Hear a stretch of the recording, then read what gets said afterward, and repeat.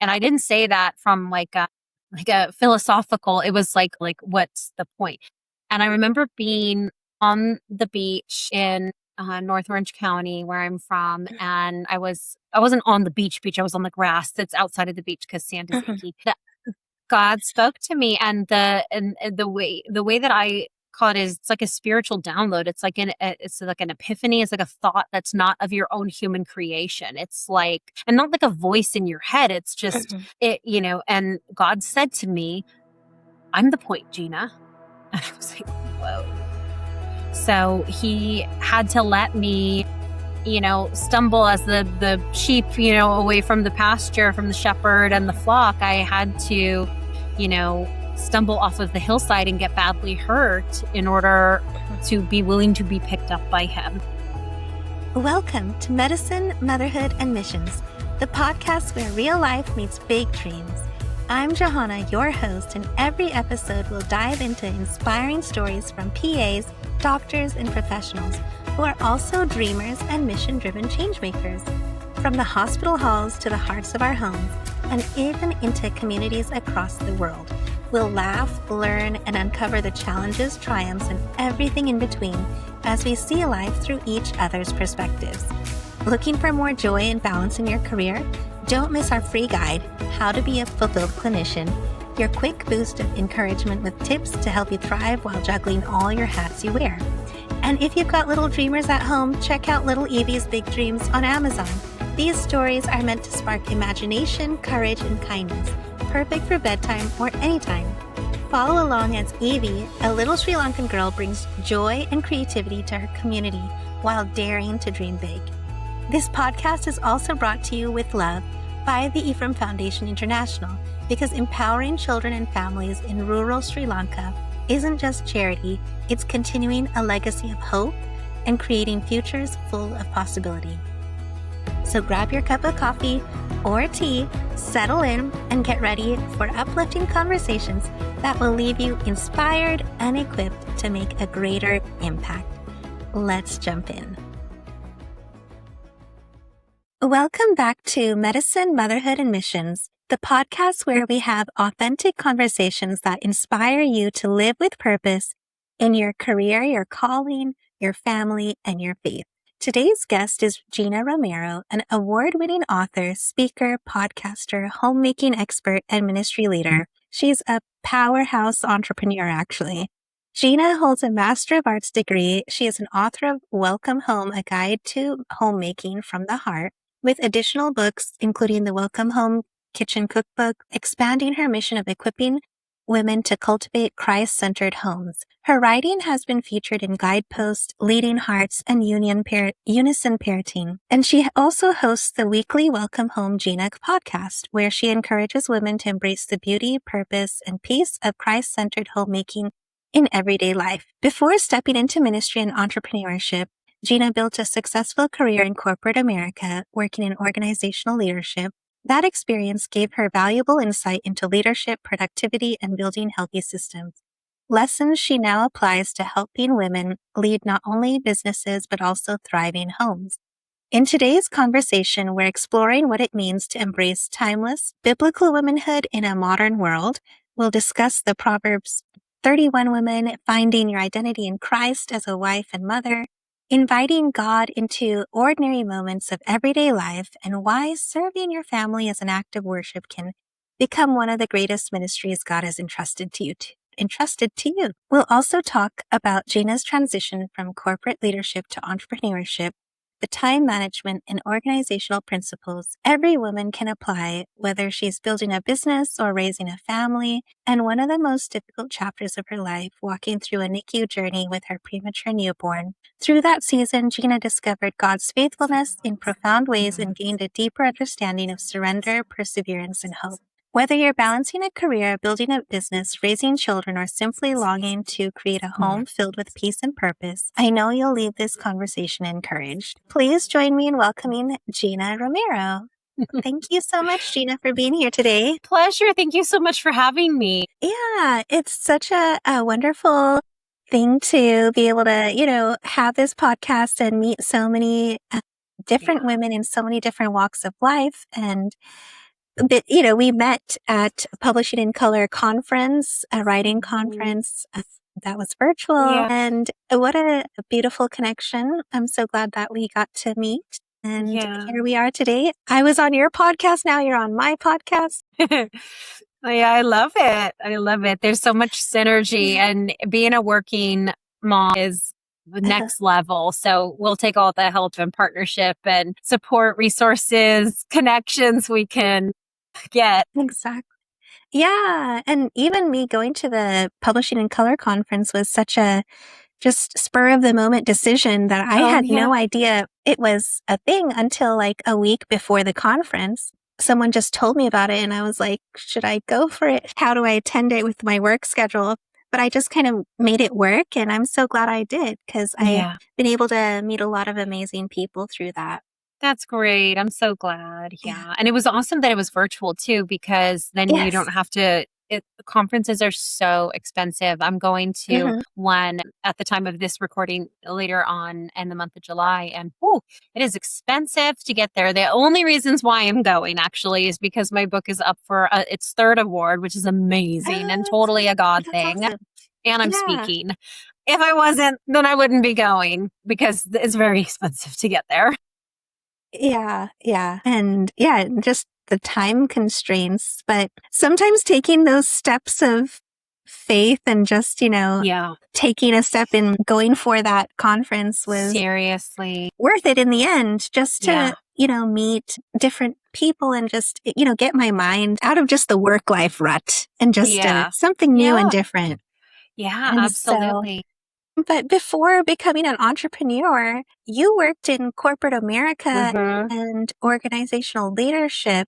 Like, tell us a little bit about that and what did that season teach you about leadership, identity, success, and how'd that land you here? Yeah, it was very interesting. I had always said that I felt very blessed to get to do what I wanted to be when I grow up. And there were a number of things. I have to start kind of at the beginning in order to, take us to where we are now, because I did in the past also have entrepreneurial ventures that didn't go anywhere, but I know now that that's because I didn't have God's favor. And at the time that I was graduating, so I'm a prodigal son completely.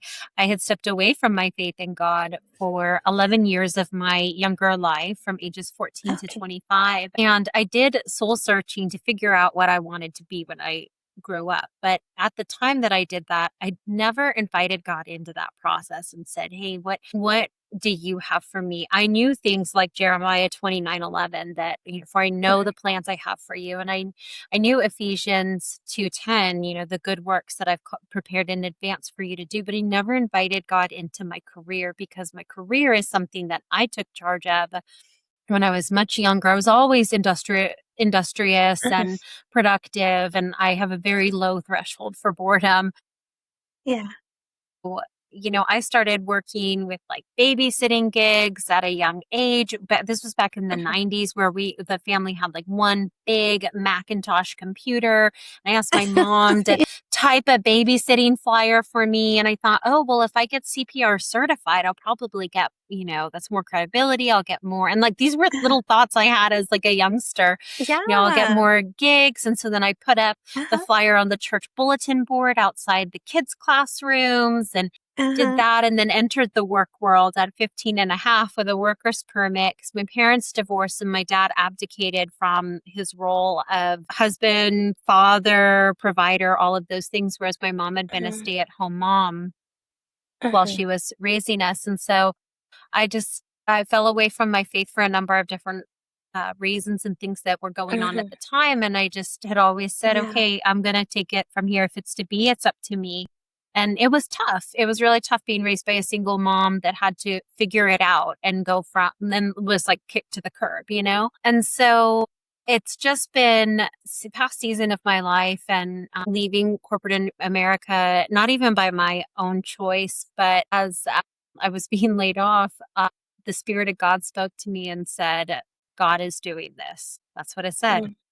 I'm like, Yeah. whoa. And so there had been writing on the wall with this ministry and this business, Welcome Home. And Mhm. I just think that now I am living in light of the good works that he's prepared in advance for us to do. So that's a little bit on, Yeah. how I, kind of came to be in this position. But Mhm. what was it that you wanted me to share about like leadership and stuff like that?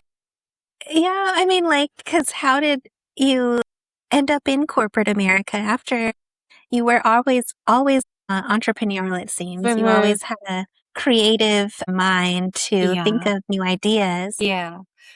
and then you ended up in corporate America, and Yeah. then you Well, for are now me, here. yeah, for me, it was always about the money. It was always Mhm. about the money. And it can be really, really challenging to be in a for profit environment. They can really be like meat grinders. And Mhm. that's tough. That's really tough. And it takes Mhm. a toll on you. And, kind of people proverbially like stepping on you to climb the ladder and ruthlessness and Yeah. all kinds of stuff that exists Mhm. in that kind of an environment. And also the lack of job security too. The average expected tenure of an employee went from, I think it was like 5 to 7 years to like 3 to 5 years. And so Mhm. the world is just so much more dynamic now. Yeah. And it's kind of crazy making. It's difficult, especially if you're in an HR adjacent field like I was in, where like Mhm.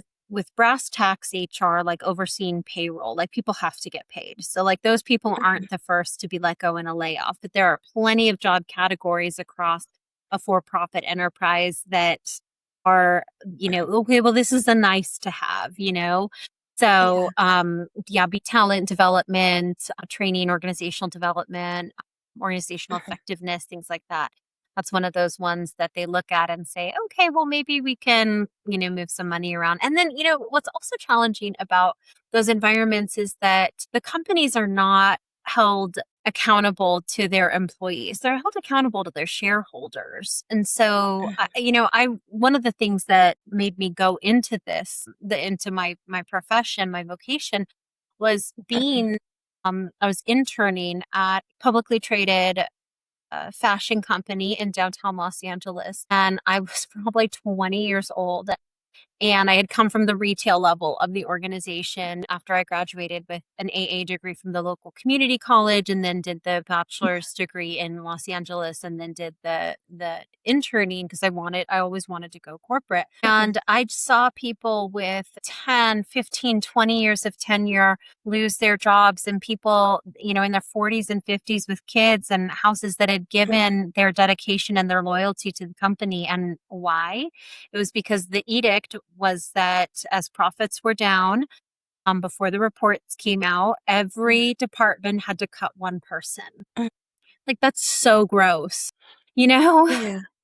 Yeah. So that was something that really made an impression on me. And I thought, people would do better if they knew better. And so talent Mhm. development and making sure that you're always at doing the best that you can do for yourself and your role was something that I really wanted to get into organizations and work on. And then at the same time, on the other end of that coin is working with executives to Mhm. develop things like patience and grace. And knowing also that there's some dark psychology that can go on too, not things like narcissism and, some pathology and things like that, which all tied into industrial and organizational psychology. So I like to think of it as like Mhm. the intersection of people, process, and performance in business. Mhm. People, process, and performance. That's a good one. Mhm. Yeah. But yeah, I mean, it's hard and even and you were kind of like in a healthcare kind of corporate industry as well, right? Working No, I for was pretty industry agnostic. What I did okay. in terms of talent development would be just for kind of employees of any workplace. Oh, okay. Okay. Mhm. Yeah, because I remember working even in hospital systems where they it's so funny because they tell you we're family and it's Mhm. all about being in part Mhm. of a family. But then nurses would get overlooked and underpaid. And once COVID hit, then they were paying more for travel locums nurses than the nurses who had been there for Yep. 30 years, some of them, Right. and they were not given the same pay or opportunity as Right. someone who was just a brand new nurse doing locums travel work. And so, so much for family. Yeah. It was, Because they it's, don't care. yeah. They really don't care. And I don't mean to sound so like, I've worked for a number of organizations over the course of my, over 20 years. That's not, an insignificant amount of time. And they may care, but unto a point. So maybe that's a Mhm. better way of saying that they don't care. They care Yeah, until it doesn't serve them anymore. exactly. Yeah. Yeah. Yeah. It's for profit. It's not for people. Yeah. Sometimes. Yeah. Well, I know. And then with your Yeah. experience being in healthcare, you'd think, that it would be about people. But yeah, Yeah. if you want to be about people, you can work in, ministry work or nonprofit work, and you will make Yeah. half of what you would make in the private sector. So it's tough. It's Yeah. a really tough It's tough. call for people to make. And I think it's also a tough call once you become a mom too. I know you have a little one. My youngest is 3. Mhm. And you kind of have to ask yourself, like, at a point, like, how much does the money actually matter versus quality of Mhm. life and things like that, Yeah. Yeah. If you're Yeah. like anxious every day going into Mhm. work, like, what, like, that's something to take a look Yeah. at. Yeah. Yeah. I mean, I was talking, my husband and I were with some friends the other day, and the gentlemen, the other guys in the group, they were even saying like sometimes time is more valuable than the money Yeah. they could earn spending more time at work. They themselves would rather spend time doing things that they're more passionate about or with Right. their families rather than, Right. get more money for a lack of a Mm-hmm. life. Yeah. And so I think that's across the board something that is changing because the previous generations, they were used to working in one job for like Right. plus years and, just giving their, whole entire life to work Mm-hmm. Mm-hmm. in order to retire at 65 and then Mm-hmm. end up with all these health conditions that don't let them travel or enjoy life Right. Right. when they could have, when they were Yeah. healthier or younger. And Yeah. so, in a way, I mean, your move and what your whole welcome home by Gina is kind of trying to let high achieving women learn some techniques to be able to thrive Yeah. better in their Yeah. homes, in their houses, in their families, even though they're, pursuing callings and Right. dreams and Yeah. etc. Absolutely. And I think I had shared with you before, because we had talked about the trad wife, and I remember. So I'm a Christian Yeah. homemaking expert, right? I remember asking you not all that long ago. I'm like, is a trad wife? Like, I feel like I've seen the hashtag, but I don't. So you had to Mhm. break it down for me. But I think, my story, and I'm sticking to it, is that what matters most is that you seek God for His calling on your life, because Mhm. our life is about His purpose, plan, and pleasure. Stealing from Rick Mhm. Warren, A Purpose Driven Life. And so that's the whole point. Like, it's not about us, it's Mhm. about God. And so, what Mhm. does He have for us to do? And then Mhm. do it. I mean, the Proverbs 31 woman worked both inside and outside of the house. And I am sure, like, I could get a witness to all the women that are working in the home and out of the home. And I found as I did this, because I'm here because God called me to it, Mhm. but as I have become a student of my craft and learned and prayed and been guided by the Spirit and things like that, and realities have been kind of illuminated for me, something that I have discovered, because I'm also going to take a look at, this welcome home business that's, books and cookbooks and online homemaking courses and soon to be products for your tablescapes for occasions and things like that, Mhm. and all this good news, and home economics curriculum for homeschool moms of Oh, middle wow. school and high school age girls too. So we're going to do that next year. But I look at this and I know that I'm a steward over it. Mhm. God owns it. God owns this Mhm. kingdom business. And so when I think about it and apply, my rational brain and my thinking, I look at this and I say, who is the market for this? Like who needs this? And I think I can best settle that question by age and generation, which I love that you were talking about that just a moment ago. Instead of if you work in the home or you work out of the home or you work on the home or under the home or whatever you're doing on the roof of the house. If the neighbors can hear you yelling at your kids from inside, I think what it is that our generation, broad brushstrokes with the R, like if you're a mom of like relatively young kids, if you're a mom of kids under the roof, like here you go. I've got a friend that turns 50 this year and her daughter turns 5, So Yeah, exactly. yeah, for sure. Yeah. Super common for career-driven women to have kids at 40, 42, 43, 45, And so, because we were raised by, again, broad brushstrokes, the baby boomers, and they were the folks that had the one job at the one company for the 30 years, they told us the best information that they had for the day and age because they were a product of their generation. And so they told us to become highly educated and get a really good paying job. And so as women, and the other one was you can be anything you want to be. And we did that. Like I was a high income earner, so over 6-figure income earner. And then in my 30s, I had the life that I had prayed for in my 20s with the husband and the kids and the cat and the house and all of that stuff. And I found myself be the homemaking expert, a little underprepared and ill-equipped for the weight of all that is required of the woman's role in it, like not in the home, but the woman's role, like in the family. And so I had to learn, I didn't learn how to clean things. Like I didn't know how to mop a floor. Like, what do you use?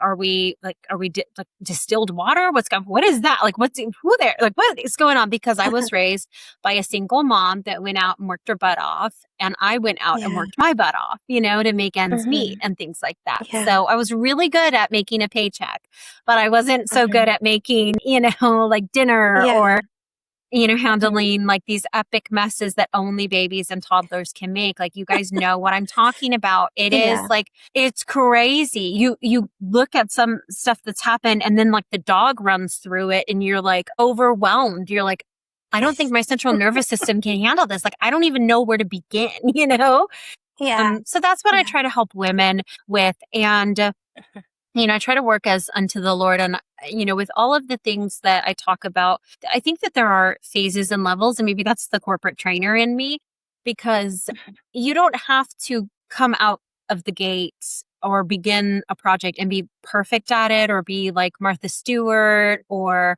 what have you, because of God's grace and God's goodness. Like Martha Stewart may have taught us how to do beautiful things in our homes, but she could never teach us about who we are supposed to be becoming while we do it. And when we take the emphasis off of the task, whether that's, I have to create something that looks Pinterest perfect on my 8-foot marble kitchen island in my brand new build, like I don't have that. Again, homemaking expert, and I don't have that, so it's like we have to, I guess, for lack of a better phrase, I'll use the colloquialism, if that's the right term for it, to bloom where we're planted and do the best that we can with what we have at the time. And so that could look like setting a nice table, whatever nice means to you, and lighting a candle at the table for your family for like a Saturday night dinner when you have a little more time to cook or whatever. Or maybe you get something that's been already made at the grocery store. Maybe you get takeout, but you sit down at the table as a family and you use that as an opportunity to engage, connect, disciple your children, and hopefully do it beautifully because you've been inspired by our work with Welcome Home and how we do seek to do things beautifully because we serve a beautiful God. Yeah. I think you hit on a point that's important and that I want to emphasize a little bit more. It's not about the task and the beauty and how much we put into making things look good.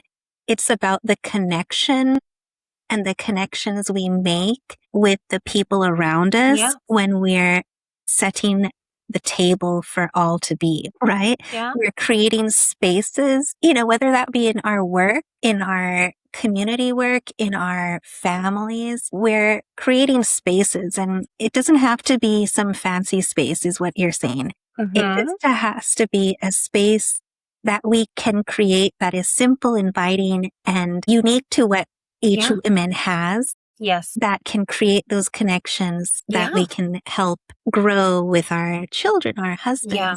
families, our Yeah. friends. And I think that's something that we've, overlooked. And sometimes we focus on like we're working and we don't take the time to make those connections in our Mm-hmm. homes Yes. because we're Yeah. so busy in a schedule, in a routine. We've got to, Yep. take them to school, then go to work, then pick Yep. them up, then take Yep. them to the next activity and Yeah.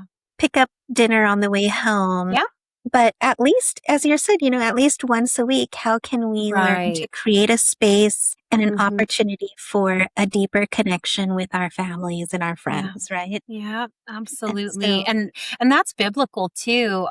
Share with the Lord's people who are in need, practice hospitality. Like I could mm, like think of probably seven different scriptures right now off the top of my head that talks about hospitality, and there is so much joy to be found in serving beauty to your family. And maybe you're the kind of girl that's like mid-century modern, whereas I'm traditional, or you're a plaid tablecloth whereas I'm a lace tablecloth. Like none of that matters because God sees it all. He sees you hunting for the mismatched sock. He sees you shop backing out the back seat of your car and sucking up the toys as you get the crumbs, and you just don't even care anymore because you're so overstimulated.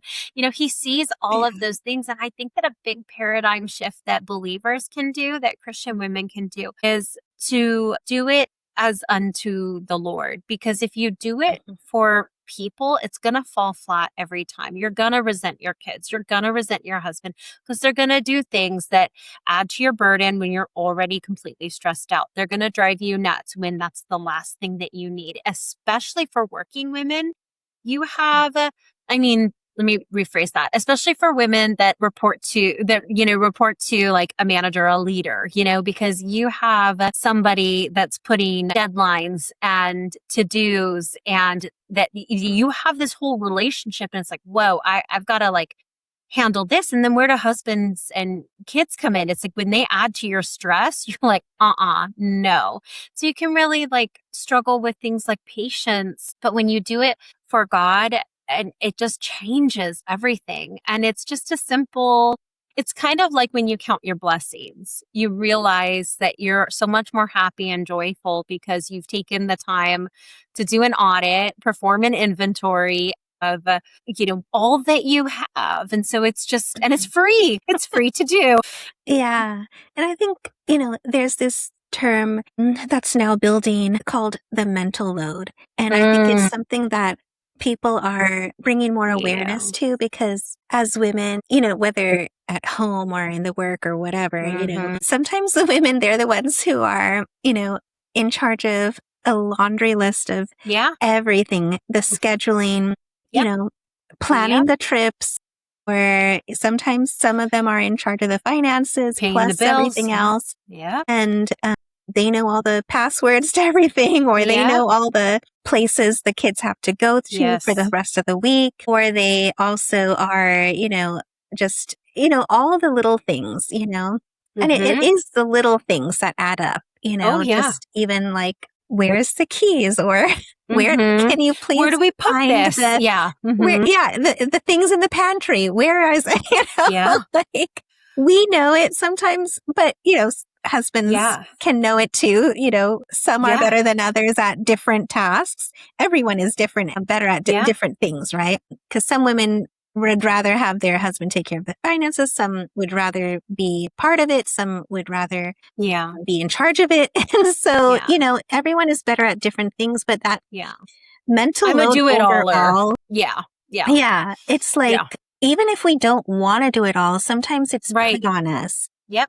Because because of the way, I hate to say it, but society, it seems like, oh, society, but there are, cultural standards that have been placed on women Mm-hmm. that, a woman takes care of the kids, but the husbands get away with not having that expectation. It's Right. the expectations. Yeah. Whereas, even though everything is shared sometimes in the home, but it's not I portrayed want to like live that. there. I want to live there. Well, I think that maybe expectations too, but something I will say is that I have 2 kids and my 11-year-old is technically my stepson. So I had met him when he had just turned 4. So that was a very different situation for me as a mom or like a bonus mom to him than having my daughter. There was the pregnancy, the childbirth, the chemicals, the hormones, all very real stuff. And so I found almost like a biological, like not an expectation, but like a biological thing that like turned on, and she's crying and I'm up to get her. It's like I can't have my baby cry, or so Those I have natural instincts that we have. Exactly. And then, good for us. Yay, yippee skippy. We're doing that. And, the diapers and all of that stuff. And I did have help because my daughter was medically fragile for a long time, but it's like, okay, now we're doing both working in the home, on the home, outside of the home, under the home. Yeah. Yeah. And the mental load is very real. So that's one of the reasons why I went back to the beginning and kind of shared my story, and, for, believers that listen to your show, because we should be beginning with the end in mind and then teaching our daughters that, yes, it's true that, praise God, you live in a free country and you can be anything that you want to be. But that doesn't mean that that's what God's plan is for you. So it's on you to discover those plans he has for you that he tells us about multiple times in scripture. He's asking, he's waiting to, open the window of heaven and pour out the blessings on us when we are doing what he has for us. And again, wherever that may be, like, God will, put women in the mission field. He'll put them in the corporate boardroom seat. He'll put them at the bedside. He'll put them in the home. He'll put them wherever you personally are supposed to be with your unique gifts, skills, talents, because it's all got to work for his kingdom on earth. That's the whole point. Yeah. Because recently my daughter came up to us and she's 6 years old, and she was just like, I just feel like I have a purpose in this life. I'm not sure yet, but I know I have something I need to do. And we were like, yes, you do. You have a special purpose. You're going to find it as you grow more and more, as you learn and, as you see what your strengths are and what your unique gifts and talents are. But definitely you are called and chosen and you have a purpose, Each of us knows that. Each of us has that instinctual understanding of we're called to something. It's just finding out where we fit in and where our talents and strengths grow the most. As you said, the bloom where you're planted. Where are we able to put our roots down, dig deep, and really flourish? Yeah. Because sometimes I was talking on another podcast earlier today, actually, I had been in a very toxic work environment and I loved the work. I never thought I would leave that hospital environment and that job because it was so comfortable. It was so easy. I loved it. I saw some growth, but I knew I was stifled because of the extra stress from the environmental stresses of the toxic work environment. Yeah. And once I saw a just exponential growth that I would not have had I stayed where I was. Yes.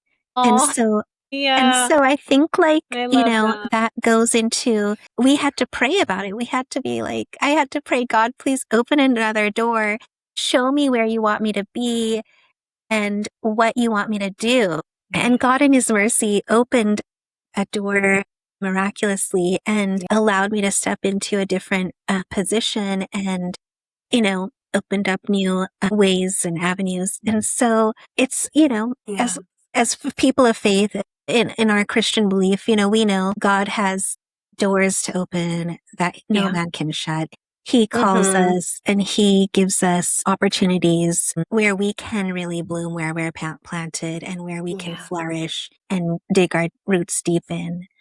But yeah, it is a process. It's a journey. Like my 6-year-old daughter is going to learn as she grows up that, there's always going to be something to learn, and there will be redirections and different curves in the road, but God will lead you. I mean, just like your own story, how God has led you from, starting that babysitting job out of need and out of your own love for wanting to be entrepreneurial to being in the business field and now your own business. And so, Well, I look at it as like it's God's business and I'm the steward, like because this is not, something I think that, and that's a big difference between what I'm doing now and past ventures. Like when I was in undergrad, I started a bespoke cake making business out of my kitchen to help, pay college bills. And so I did wedding cakes and themed cakes and like cakes in the shape of a volcano with like, lava, like all kinds of stuff. And, there are just, we're called to have ears to hear, and eyes to see. And so I think that choosing to surrender my will for his, I think that that's where these opportunities like having a TV show would never never at all like been a thing. And now I'm as of September of 2026 I'll have two on two different Christian networks, and or the podcast. It was I can't remember if I shared this story with you or not, but the whole reason why I wrote the book was because God asked me to. It was the second time I felt God speak to me. And I say feel because I didn't hear it, but I felt God speak to me with thoughts not of my own creation. When I was leaving church, of all places, one day with my husband and daughter. And so I just listened and followed, and I did. And like these doors, they just flew open. Like I say that God, I'm not even from the South, but I say that God has buttered my slip and slide because these doors that flew open, I got a publisher within 10 business hours. There were people that wait 10 years to get a publisher, and it just happened. And especially in the space of homemaking, that's a difficult space because it's so many people. Yeah, I never had a day of writer's block. I didn't want to do the podcast. And then I said, okay, I'll do the podcast. And then God said this would be a ministry. And then it went number 19 on Apple Podcasts in China after like 5 weeks. So like all of this stuff, and then the book wins awards, and then I get a contract for a second book. And so it's like all this stuff that like you can try it. Like there's a Bible verse that I love in Psalms: unless the Lord builds the house, the laborers toil in vain. And that is as a kingdom CEO, that's my guiding scripture because he's got to do it. I'm just the vessel. Yeah. It's so true. And I love how, your journey, it's just reminiscence of just how God's faithfulness through it all, because you have faced difficulties with your little one, as you mentioned, having to be in the NICU. Yeah. I feel like I got a medical degree. Yeah. I say that with all respect, but yeah, it was very real. Yeah. And because I know you explained a little bit more about how much she had to go through and to me before, and layoffs, but God directs. God's faithfulness is ever present, and because we seek him and we seek his kingdom first. But what kind of encouragement would you want to leave women out there who are listening? Maybe those who are, because we mentioned talking about the guilt, the burden, the fear, the mental load, exhaustion. Like, how would you encourage women in that space right now? Absolutely. Don't try to do it all by your own strength. You can do it all, but you have to call on the Lord. And Jesus talks about it. I think, I know it's recorded in the book of Matthew, but he says, cast your cares on me, for my yoke is light. And we get so burdened by everything that has to happen and all of the to-do lists and just all that is called of us. I would say, don't try to do it on your own strength. Don't try to carry it all on your own, because you're not meant to. And you could be free as a breeze. You could be, a grandma with an empty nester, or you could be an empty nester and not yet have grandkids, and you're like, woohoo, life is good. But no matter what, when you live your day, when you live your daily life, you have to, lean on, you got to walk by faith and not by sight. Yeah.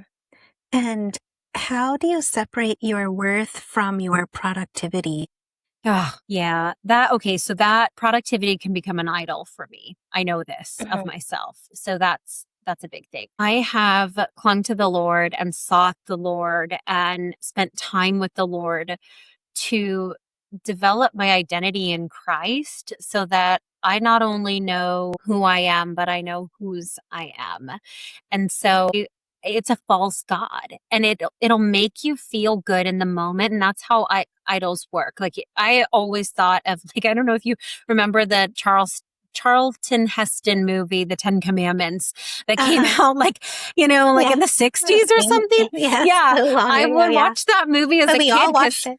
Yeah. Growing up, you only had like 5 channels. So, those 2 movies. Yeah, those 2 movies, exactly. And, I was like, oh, I'd never worship, clutching my pearls. I never worship a false god like the, golden calf. But we create these false gods because it feels good in the moment to be so productive. We actually get a dopamine hit when we check off the box of our to-do list. But the way that idols work, and the reason why God says not to do it and to guard your heart and mind, is because it's always a false promise. It'll leave you strung out at the end of it, instead of finding your purpose and your worth and who you are as a child of the King and seeking to do his will. Because again, it's not about you, So that's probably the best advice I'd have there. Yeah. And just going back to your initial comments of, how did you get back to knowing Christ? And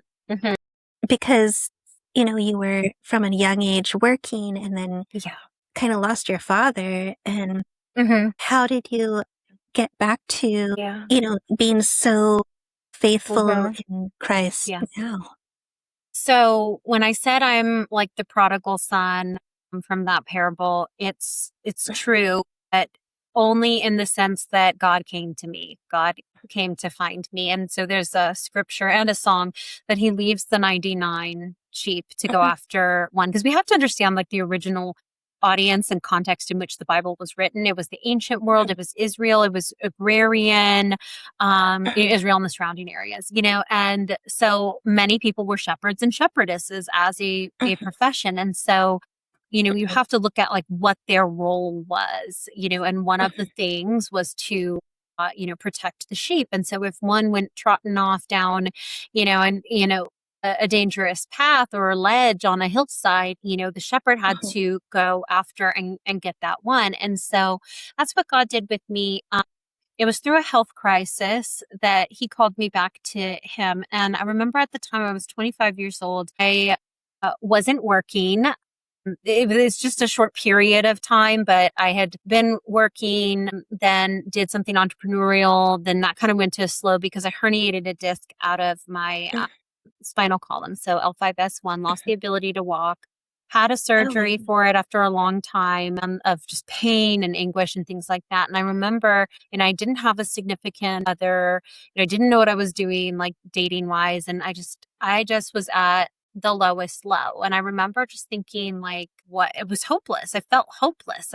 What is the point? And I didn't say that from a philosophical, it was almost a suicidal, what's the point?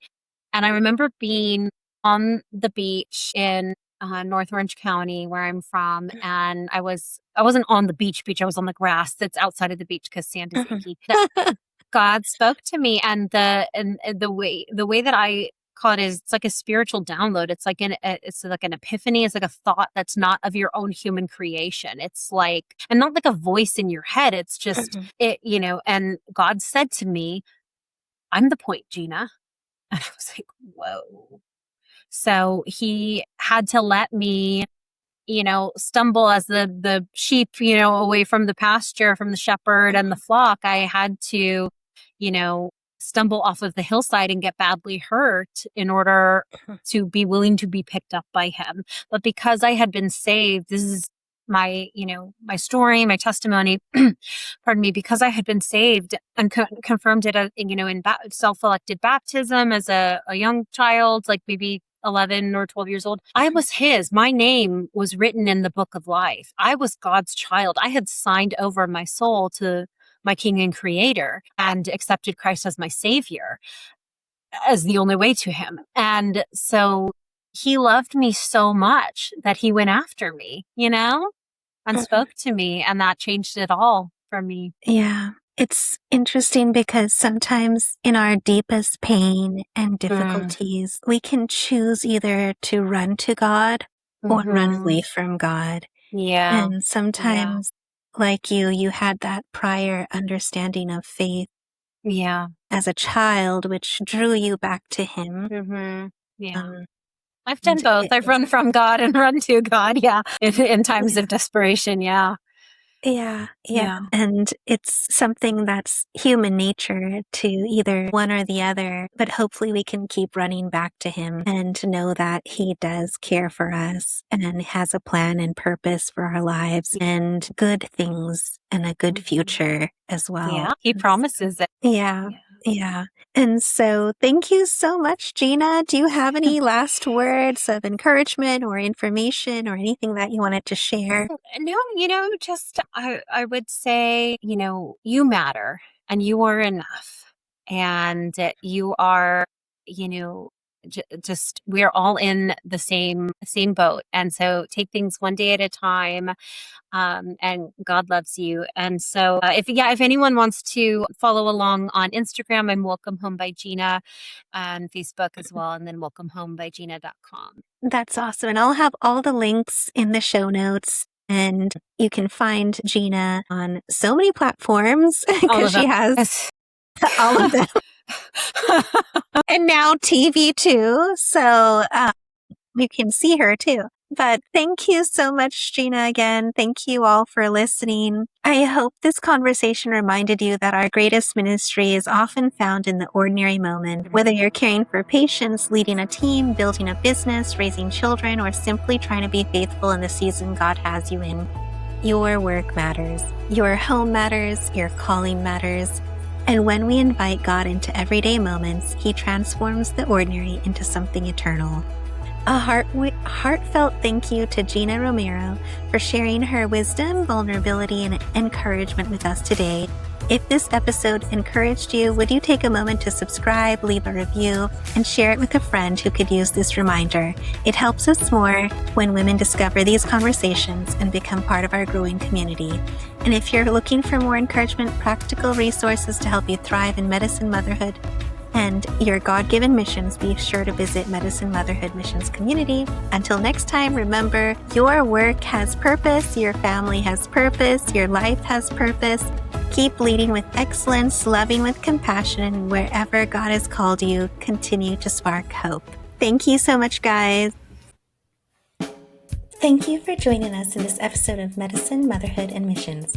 We hope you found inspiration, insight, and a sense of connection in the stories we shared today. If you enjoyed today's episode, be sure to subscribe and leave us a review.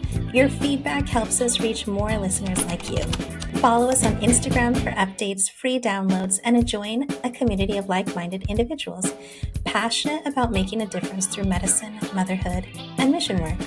Remember, you're not alone in this journey. Until next time, keep sparking hope, keep healing, keep nurturing, and keep making a difference.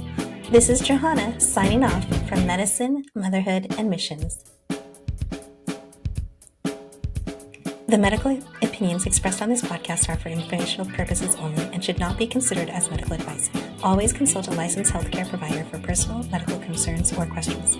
The views expressed by guests are their own and do not necessarily reflect those of the podcast host.